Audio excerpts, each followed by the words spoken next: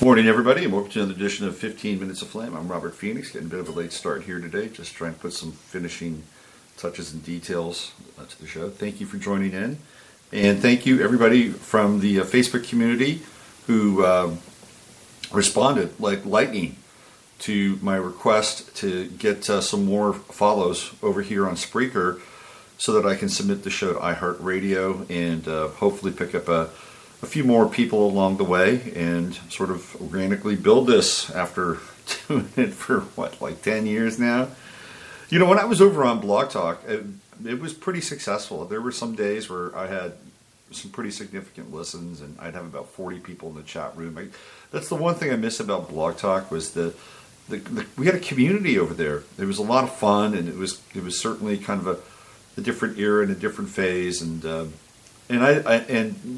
in some ways, I would say I like it more, but it was certainly more inclusive, and a lot of people got to know each other in the chat room and form friendships, and it was a very cool scene over there. If there's anything that Spreaker could improve, would be this chatability to some extent. That's the only thing that I would add, except for the fact that Spreaker could also use some live call-in tools. Blog Talk started off as a meeting business. It was like GoToMeeting or one of these teleconferencing businesses where they used phone lines and they could have multiple people in on the phone line. And they converted that business into Blog Talk Radio, which was a good pivot. I thought it was pretty smart, but they didn't really evolve the quality of Blog Talk as much as they could have. That's my 2 cents. So anyway, again, thank you for everybody from Facebook who reached out and hit that follow button, which you can always do. The more follows, obviously, the better, and Spreaker takes me more seriously and maybe even puts me on their homepage. Hey, what about that? Well, let's get into it. How was everybody's 9/11? Very somber, very solid 9/11. Taps at the White House. You know, the start. I only watched one football game last night. It was the Denver game, the Denver Bronco game, and the Chargers. Pretty good. I really like that rivalry between the Broncos and the Chargers because it's pretty feisty. And Philip Rivers is feisty. I like Philip Rivers. Guy's got about 20 kids. Philip Rivers is one. He's one white person that didn't get the depopulation memo. He did not get that. Be fruitful and multiply.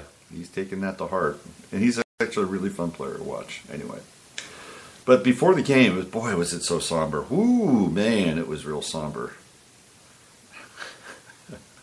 And I'm such a wise ass, you know.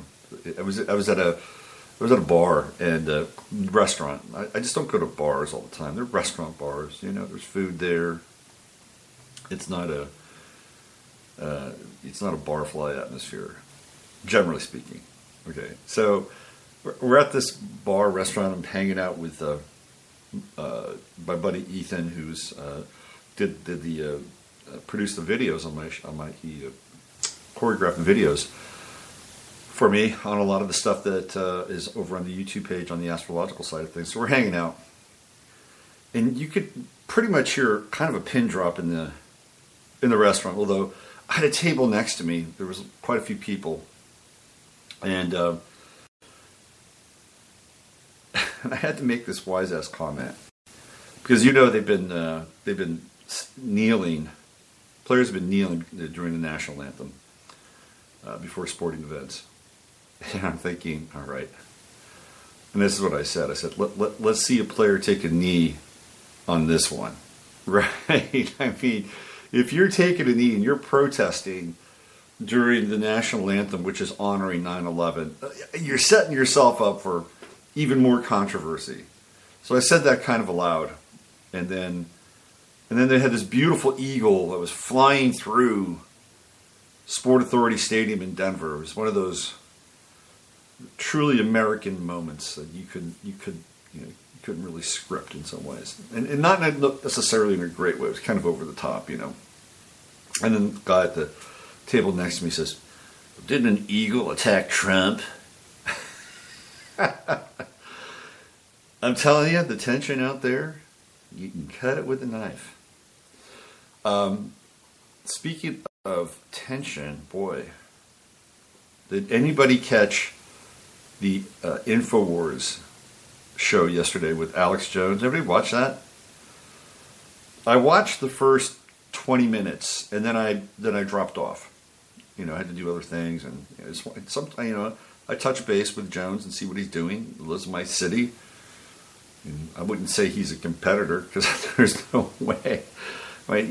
Alex Jones is he's the Howard Stern of Truth Talk alternative radio, right? And then there's pretty much everybody else.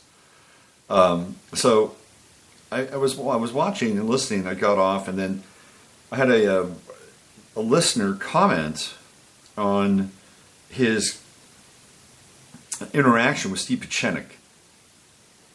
And first of all, Jones is laying out this scenario that Donald Trump is being drugged. And he's got people on the inside.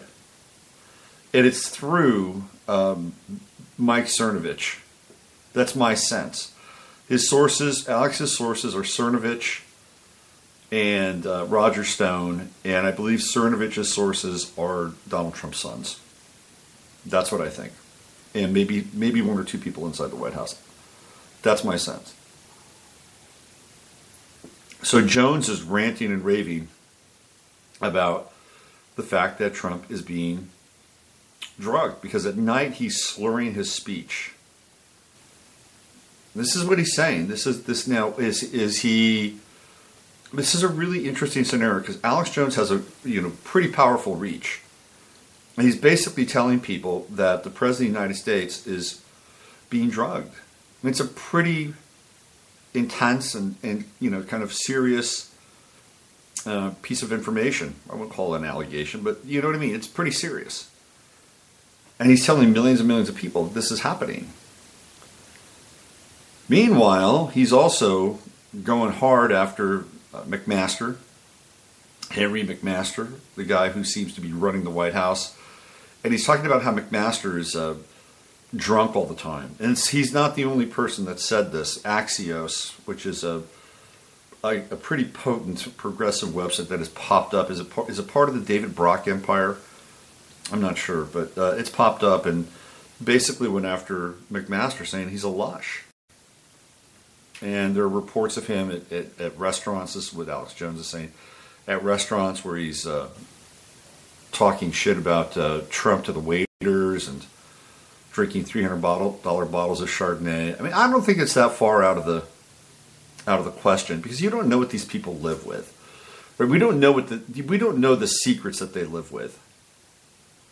I mean, somebody like McMaster, who has really high security clearance and has his fingers all over the globe in a lot of ways, and now perhaps even more access to information. Information is key. Maybe these people know things about where this planet is headed and who's behind the veil, pulling the levers, to the point where they just don't give a shit.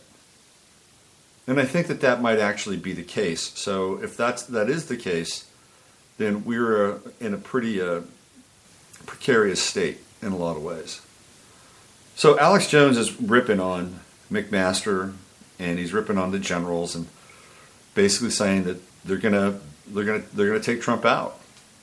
They're either gonna assassinate him, or they're going to 22nd Amendment him. And if the 22nd Amendment, I think there's a clause inside the 22nd Amendment that could allow Obama to run again for president for a third term. Do not, and I'm not saying that this is going to happen, but don't rule that out.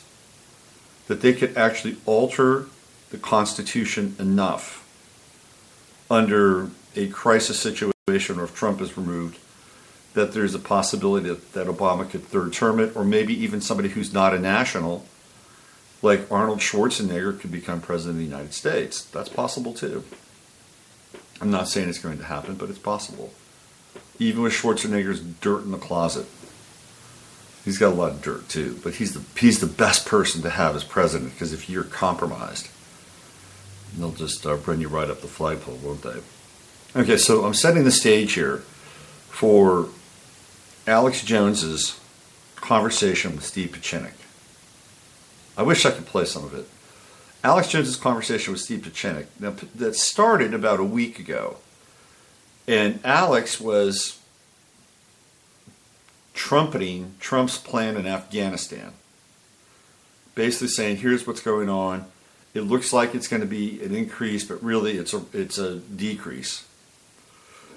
Looks like we're moving more troops in, but they're really negotiating with India and Pakistan, and there's going to be a whole different kind of management system in Afghanistan, and we're going to pull out.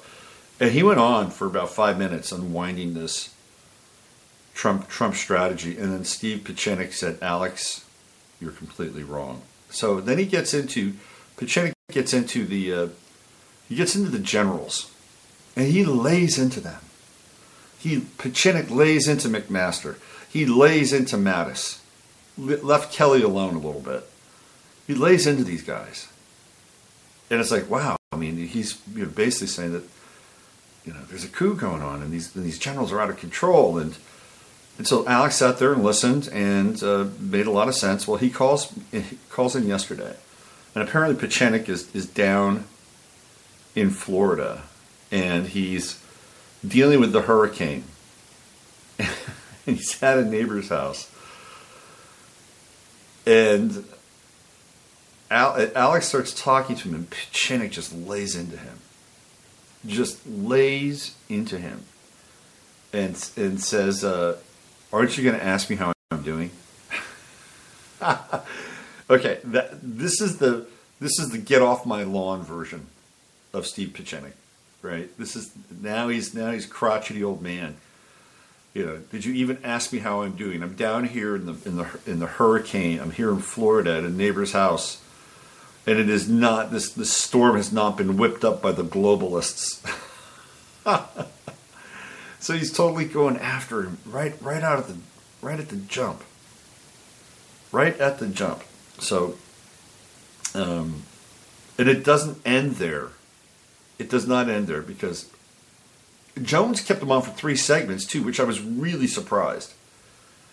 He had him on for 3 segments, and each segment it was like an orbit that was degrading further and further with each segment. So by the time the 3rd segment, is on, you can just hear the acrimony building, and he's going after Alex,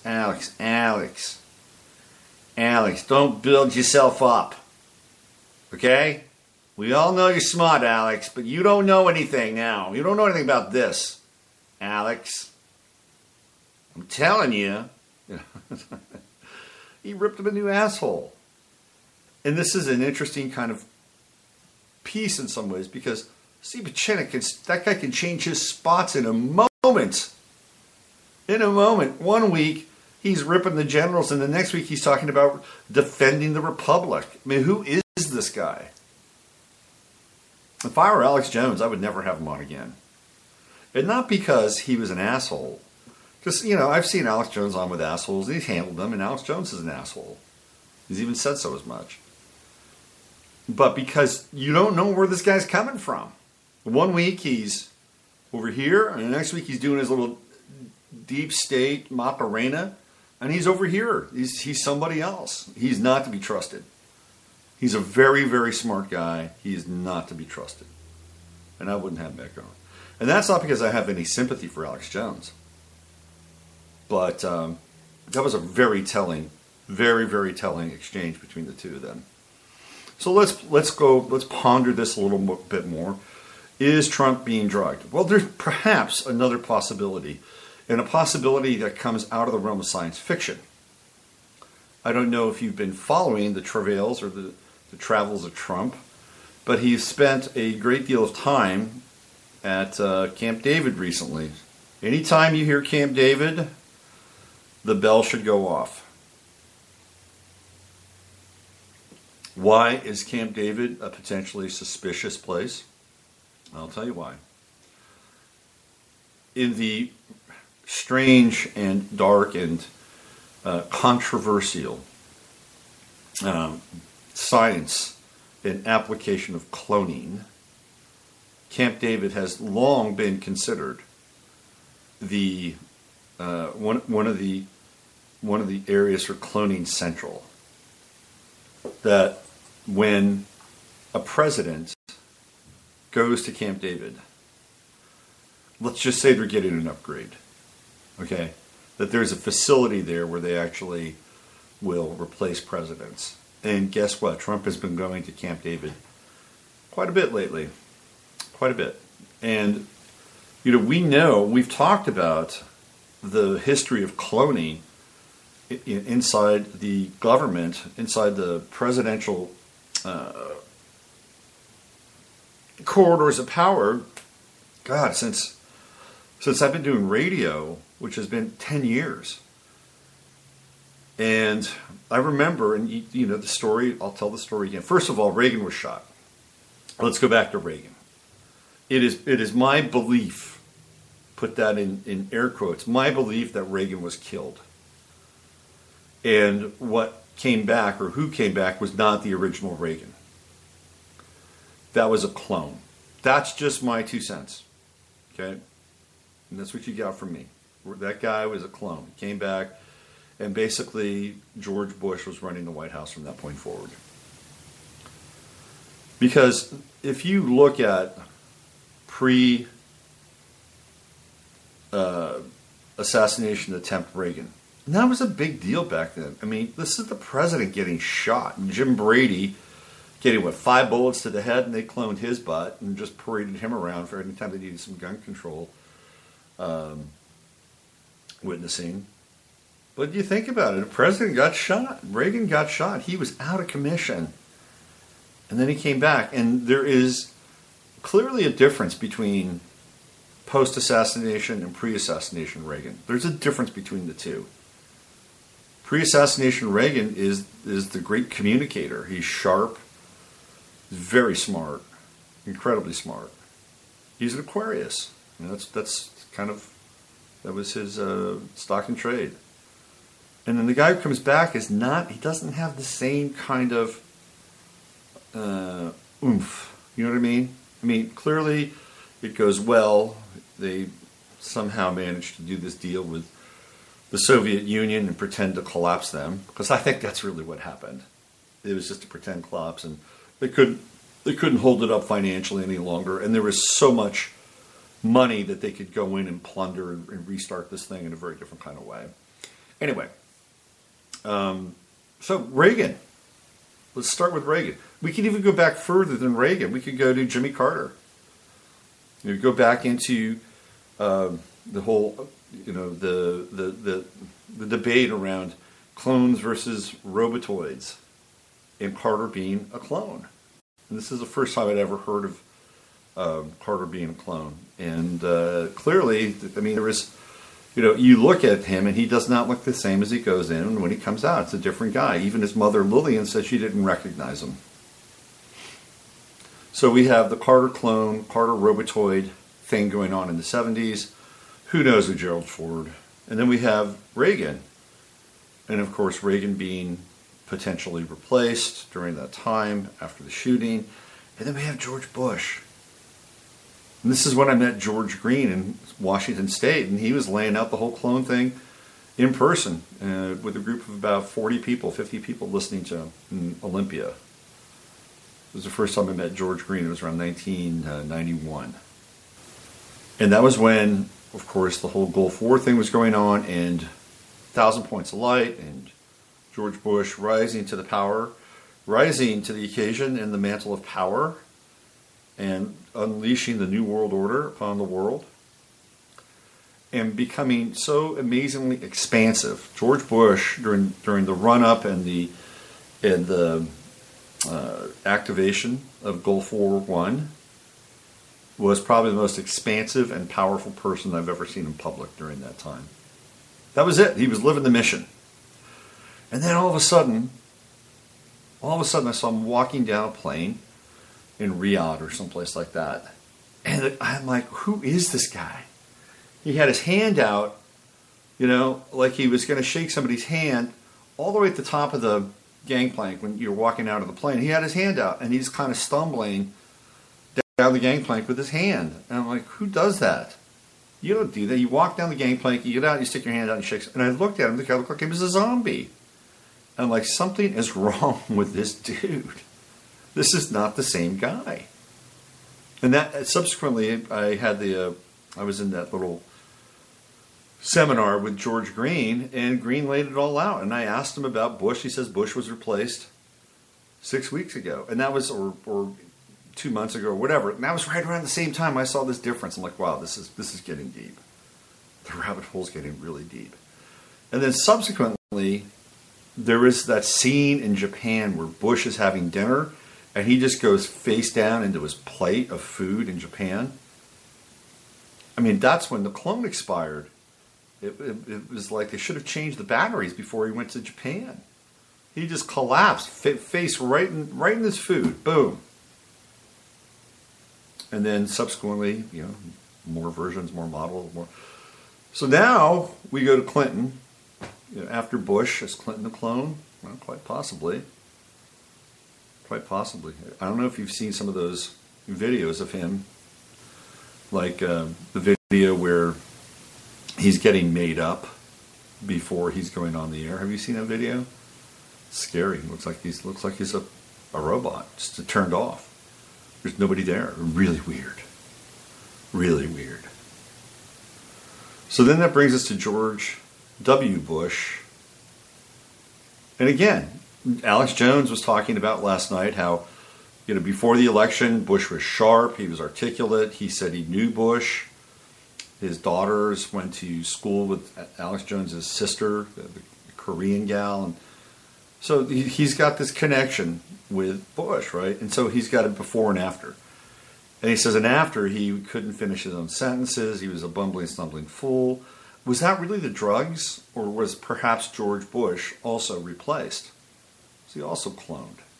There seemed to be two of them, the evil one and the bumbling one. There wasn't any in between. Now, Obama's an interesting story, but I'll tell you who's really interesting is John Kerry. Because when John Kerry comes back into the political fray as Secretary of State, he doesn't even look like John Kerry. It's weird. It's like, who is this guy? Is that another version of a clone or a double? I mean, what's going on here? And then, of course, we have Hillary Clinton and all the various versions of Hillary Clinton. And Obama, I'm not so sure.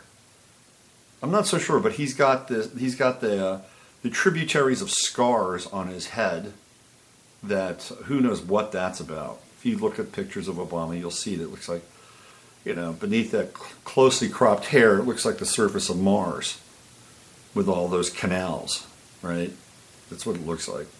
So, was he cloned? I'm not sure about Obama. He doesn't need to be cloned. But now here we go with Trump, and Trump is, acting decidedly different, slurring his speech. Is it the drugs that Alex Jones is talking about, or is something else taking place? Has Donald Trump been replaced? Go back and watch Invasion of the Body Snatchers.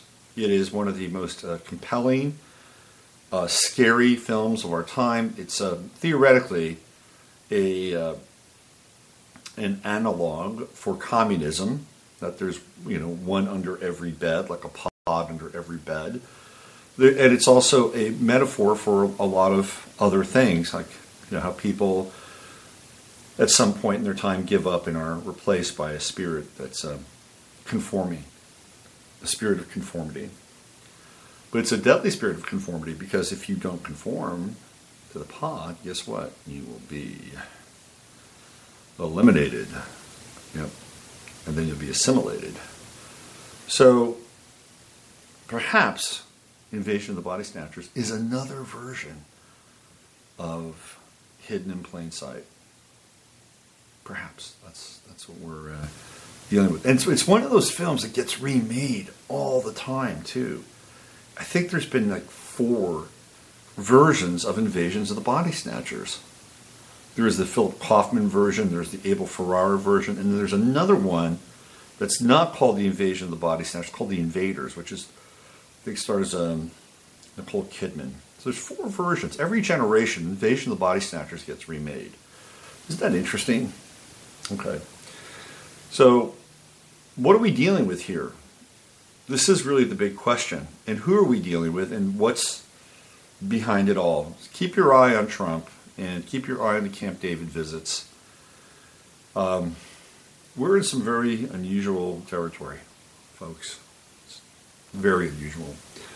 I wanted to bring up here another little tidbit before we sign off.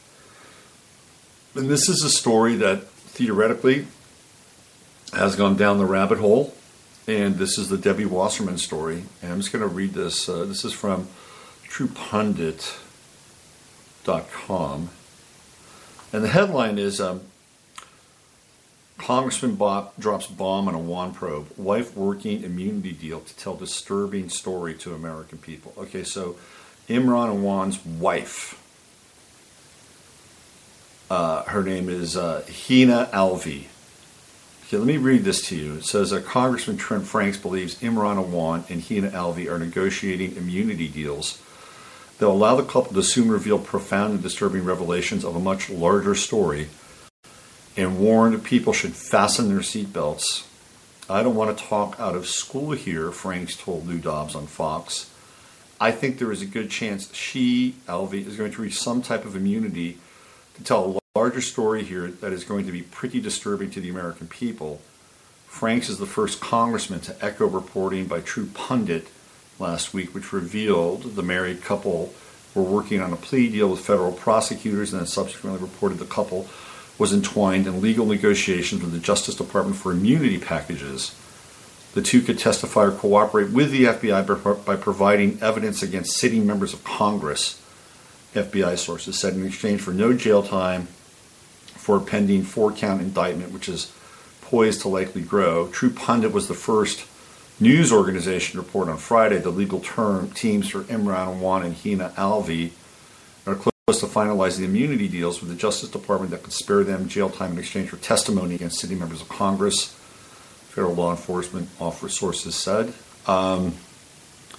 FBI sources familiar with the case said late Friday Imran Awan's legal counsel was deep in the process of structuring immunity. Okay, we just read all that. All right.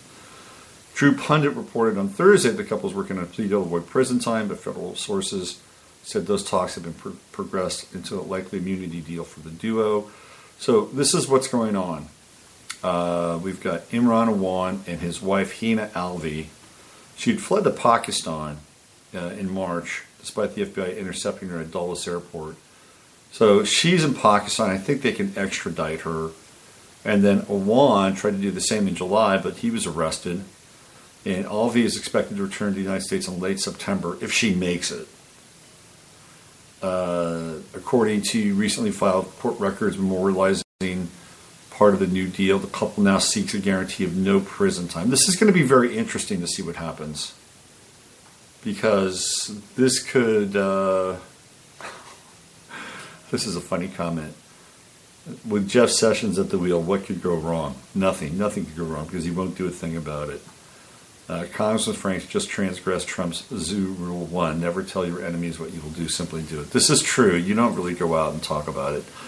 What a freaking dipshit. In his zeal to appear on Fox News and leak the plan, Franks just signed Hina Alvi's Arcanicide report. That's what I was thinking. Is she going to make it back from Pakistan?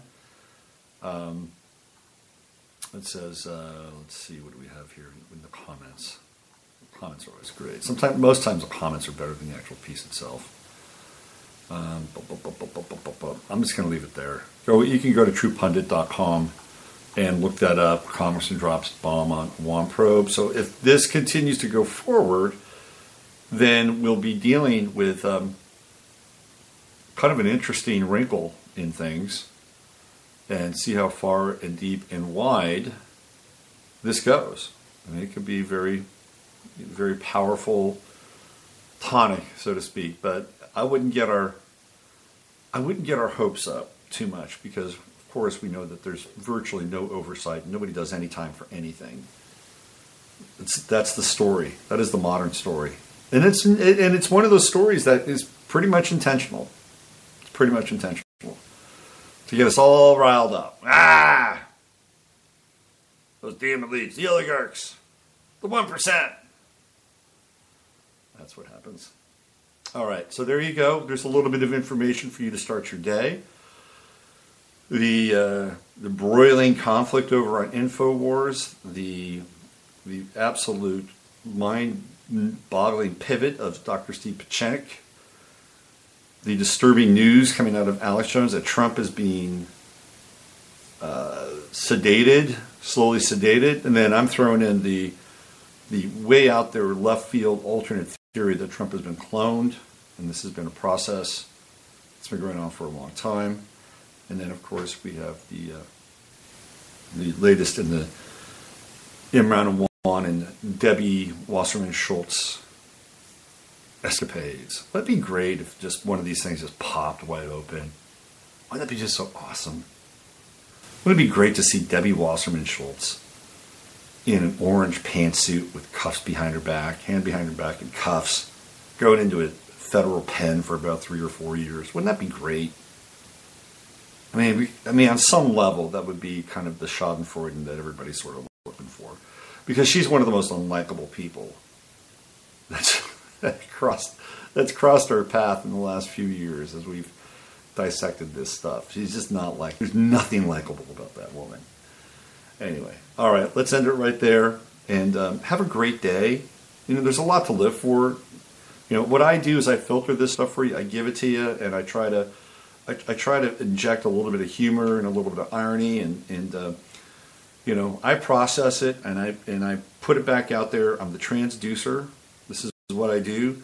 But you have your own transductive responsibility in your life, and that's to be your own personal alchemist and turn the lead of your life into the gold of your experience. And that happens every single moment with every single breath. And remember, you always have a choice to round up to the next number, to the next digit, to the next experience, to the higher meaning. And with that, the show comes to an end. Use your head to discern what's real, your heart to say open what's possible. I'm